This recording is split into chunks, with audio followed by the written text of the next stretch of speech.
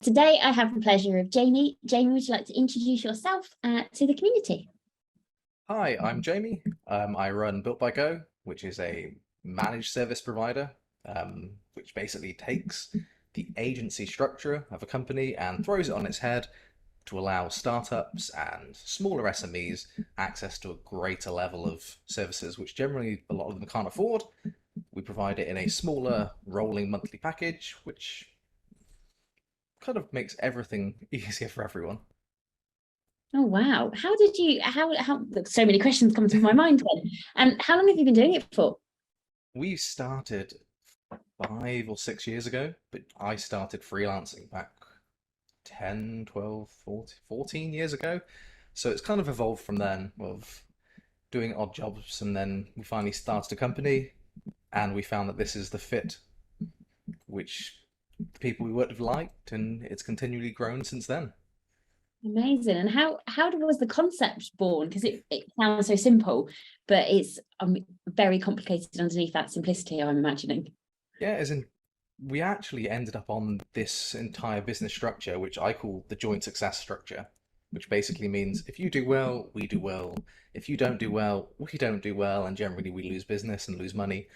Um, but a lot of clients that came to us all had the same issue, which is they had paid 10, 15,000 for a site or for certain developments, and they were still paying monthly maintenance, or they then wanted to change the site or make some larger adjustments, and they were being quoted another 5 or 10,000 for that as well.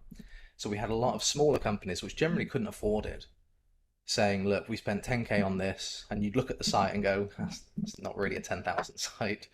That's you could probably get a couple thousand for it." Or a lot of the times you actually found that it was things like themes or pre-made stuff. So it was someone being ripped off, which happens obviously a lot with startups. But it happened all the time. Most clients we had in coming across multiple niches, sectors, or even requirements, because we deal a lot with SEO and the development side, they were always being taken for granted. A company would come along and go, "Oh, I can get X amount of money out of that company now." Obviously, they wouldn't get the continual business, but if they take 10 grand off them now, it doesn't matter. We had a small monthly package, which basically allowed a startup to keep their revenue and keep their income, keep their reserves there to spend on marketing or growth. And we'd work with them, and as they required more, we'd up our rates of what we charge. So we grow with them, and we have clients that we started, back when we first started, we went in cheap, too cheap, but it was a way of entering the market. We started with some clients doing, 100, £200 a month, and now we're on, 10, 15,000 a month with them because we've spent the last 3, 4 years growing with them. So it's been very lucrative on our side, and it's definitely helped them grow. If we had turned around and we had taken huge chunks for all their requirements, they would not have been able to grow in the way they have done, especially during COVID, which I'm guessing we'll come back to as the fun side of COVID and how things changed. But it worked fantastically well with COVID for companies trying to adjust or pivot from brick and mortar to online, but obviously having a huge reduction on how much they're making. Yeah, yeah, So we, completely. we, we definitely kind of hit a niche in COVID that worked fantastically well, and we've kept growing. Amazing. And I'm going to switch two questions round purely because you brought COVID up. So it's going to be my next question. As a business, was there any changes that you'd already considered that COVID made a necessity? Yeah, so we had a small office. We've always had a spread team, being IT based. We get developers from the best developers rather than the best developers by us. So we have them spread across Europe. We do have a couple in India, but most of them are just spread across Europe. We always had 2 or 3 people in an office where we are, which is West Midlands. But with COVID, we kind of dropped that and we came onto a more relaxed system of, we check in, we obviously have Slack and all that kind of thing. And it became a lot more relaxed and actually benefited everyone. We dropped the slightly more aggressive or structured timeframes. And it was, as long as the work gets done, it doesn't matter whether you're coming on at 6 o'clock at night and working through the night, or we weren't forcing in the set timeframes, and it worked fantastically well. is in the one big thing there that I think has been the most beneficial, which is often completely overlooked, is we found with COVID we were spending more time at our desks, just on a whole. Everyone was sat down a lot more working, trying to deal with the pivoting or trying to deal with making up potential contracts that got affected. As in, we had some horrendous contracts where we lost tons of money on, which sounded fantastic because COVID it all went south. So we found we were spending a lot of times, and there was a huge portion, especially at the start, where I must have been spending way too much, up to 16 hours a day just sat. So, and it led to issues with my wrists, with my back. And now, like here now, I'm at a standing desk and I've got every kind of weird wrist support and turned like right angled mouse. And it is, I think one of the best things we've done is now everything is ergonomic based. So we no longer have people complaining about pains. It also means they're happier, they're working for longer. It's a small thing, but it's worked out great for, morale side of things for people we work with. Yeah, it makes perfect sense. Amazing. And what would you say with all the customers that you dealt with and worked with during COVID and pre-COVID and post-COVID, do you have a success story to share, one that brings a smile to your face and that you can share with the community today? Yep, 100%. It's these guys, Pure Sport. So these guys they do CBD, nootropics, adaptogens, all that kind of stuff.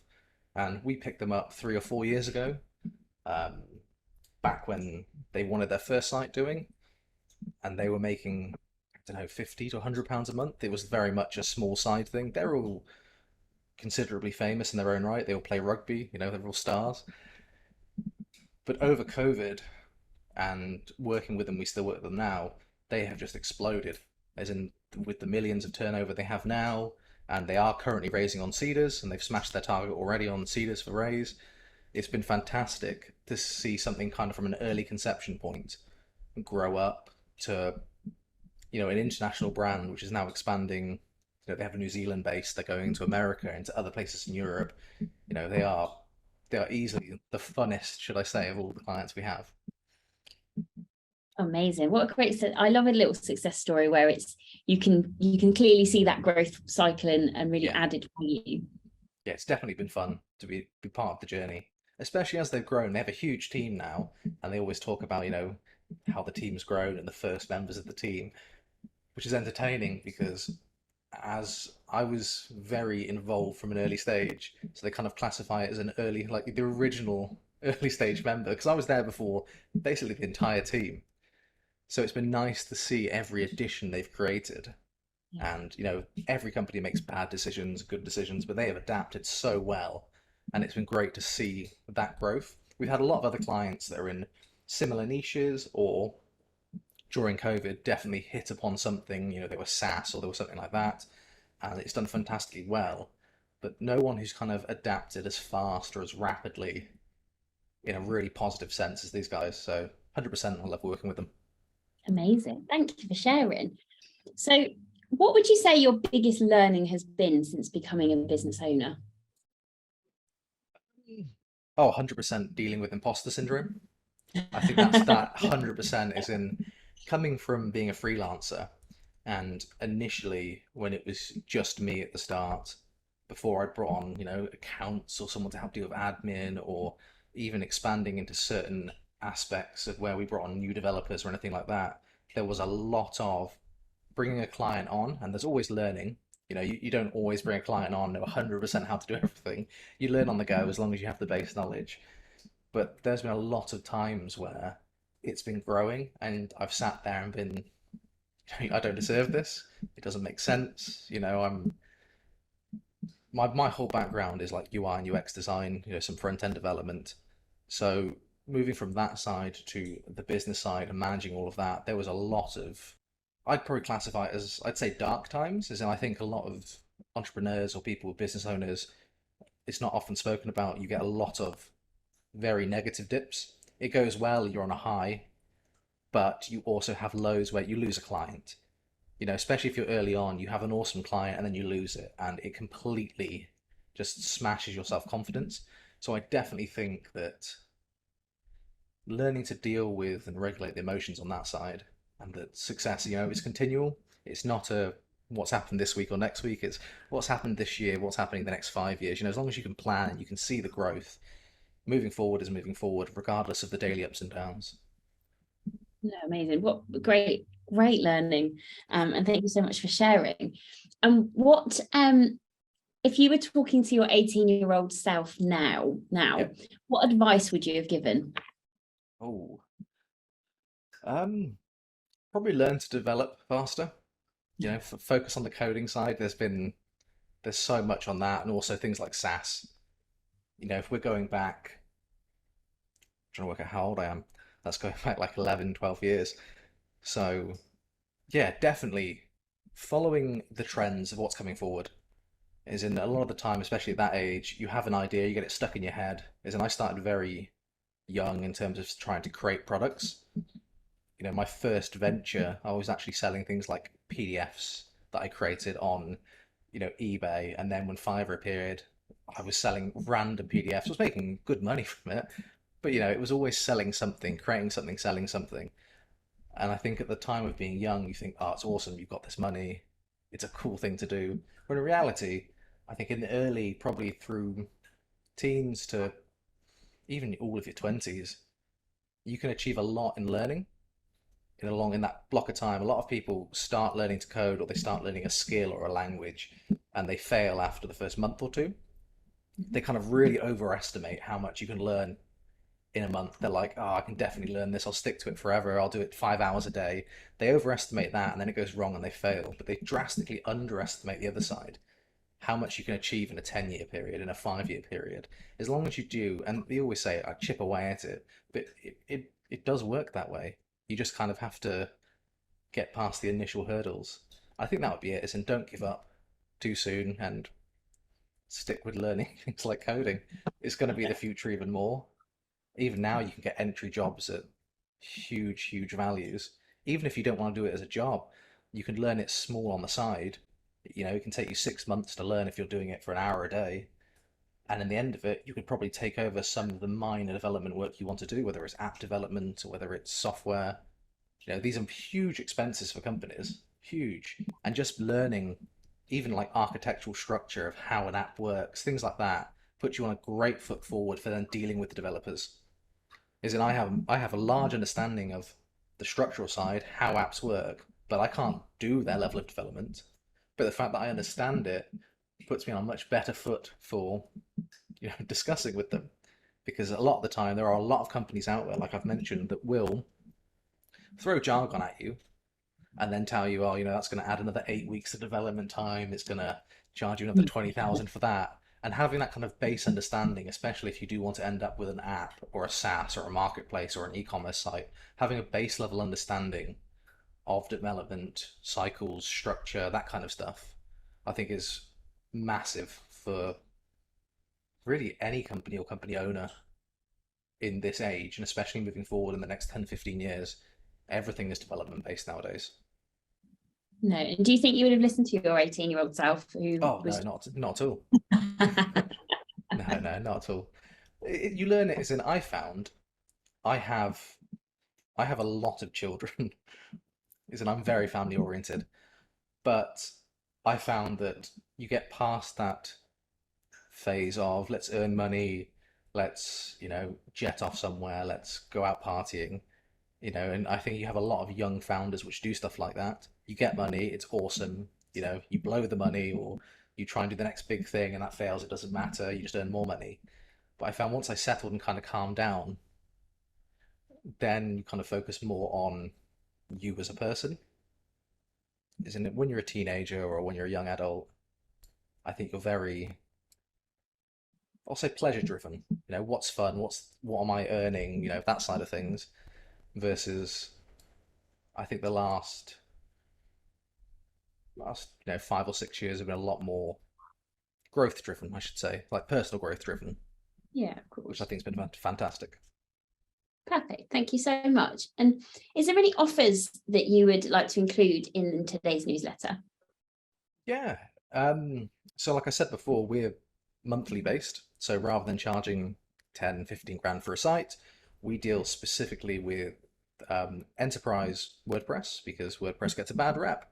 There's a lot of horrendous sites out there and horrendous developments, but it can be run at enterprise level, and it is done for tons of sites out there. And we also deal with things like Shopify. They're kind of our two main platforms we deal with, from standard to e-commerce. And generally you could be charged anywhere from, 5, 10, 15,000 for a solid site. We kind of come in, our lowest rates at the moment are about 250 a month. So it's not much, but it is a good level of investment on return, if that makes sense. We generally take over a year to recoup our costs, which doesn't sound fantastic from a business perspective, but we've only lost, I think, 2 clients in the last 6 years. So all of them have stayed with us, and it's all led to huge profits on our side. So from that side, we generally offer something like 20% off for the first 4 or 5 months. I think that's a fair thing to help, especially if you have kind of entry-level startups that need something awesome, but currently don't want to shell out the money to get something awesome because, no one wants to spend that amount of money. We're always happy to kind of fill that void.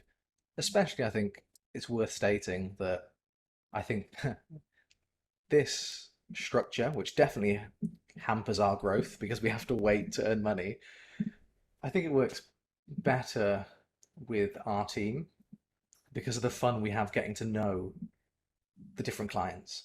As in, half the fun we have is getting to know them. We end up working with most companies and most clients on a very personal level, and it allows us to then become very involved, and I can almost enjoy watching them grow. So yeah, 100% is in, a 20% off monthly for the first 5 months is, I think something that I can take on the chin for now. And join and become part of another business's family while you help them grow. No, yeah, that's exactly it. It's been fun. I've tried both ways, Before we started this, we did do the whole one-off fees, which obviously is better money initially, but you're constantly chasing new clients. You kind of care less about the clients at the time because it's get it in, get it done, hand it over. I do very much enjoy the current system we have of working hand in hand with clients. They do well, we do well. They start not doing well, we can help them pivot because we've dealt with a lot of them. So we had that a lot over COVID. So yeah, hopefully that's an acceptable answer and offer. It's a great answer and a great offer, so thank you. The last question I have for you today is, what is the most inspired? What is the thing that inspires you the most today? I love to say there's like a specific like business leader or someone like that. People say, "Oh, I love Elon Musk," or "I love Bezos because how ruthless he is." But I have a kind of, I don't want to say cornier answer, but I think it's family for me. I think very much the only reason I've got to the level I've got to, and we continue to grow, and we've survived as a company for that long, is the fact that I have this huge family. And when things are bad, they're always there and they're still happy. They don't care whether the company's going good or not. They're always there. And I think that separated wind down time has been fantastic. So I think definitely seeing things grow and knowing that it will help them in the future has been, the biggest thing. Amazing. Thank you so much for sharing. And Jamie, that wraps up today's interview. Great job.